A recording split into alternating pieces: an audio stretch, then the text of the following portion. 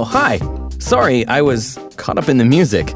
Music has a way of doing that. It can make you feel so many different emotions.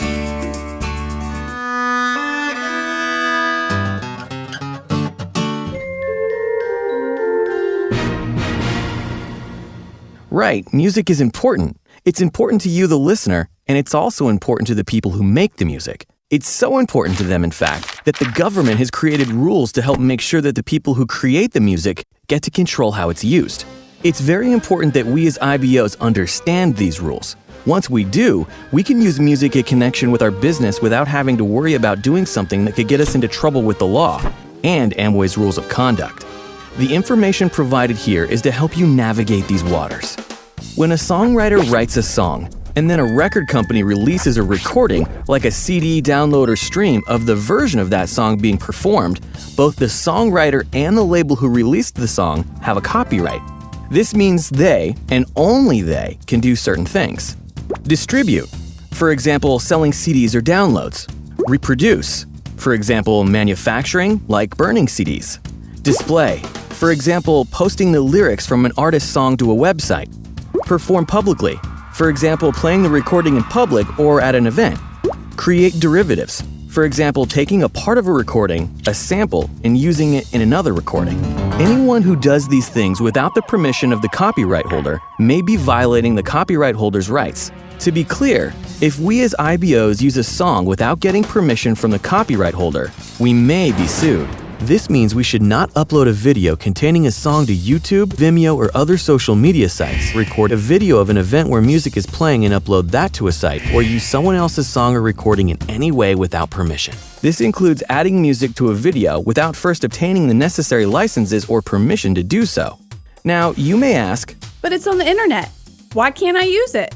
Fair question. But to be safe, we should assume that just about anything we find on the internet is protected by copyright and may not have been legally uploaded in the first place.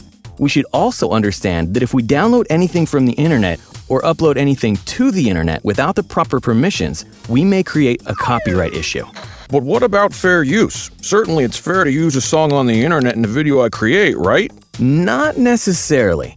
While fair use can be a defense against an infringement claim, to be safe, we should assume that if we use someone else's song in a video we create, that it may not qualify as fair use. Wait, YouTube, Vimeo, and social media sites are public websites. The internet itself is public, so I would think anything I find on the internet would be public domain, right? Well, I see where you're coming from, but that's not the case. Chances are that much of what we find on the internet or YouTube will not qualify as public domain. I get it, but I can certainly play music or video at a prospecting event that I hold at my house or some other place, right?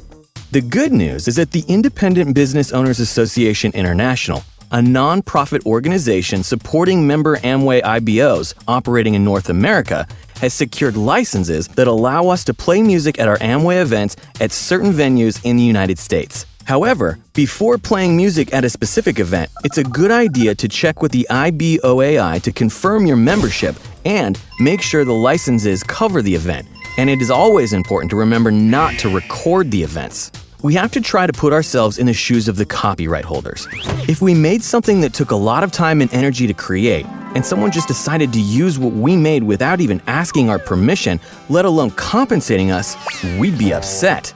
And that's the key. We have to ask permission, and we will likely have to pay the rights holders.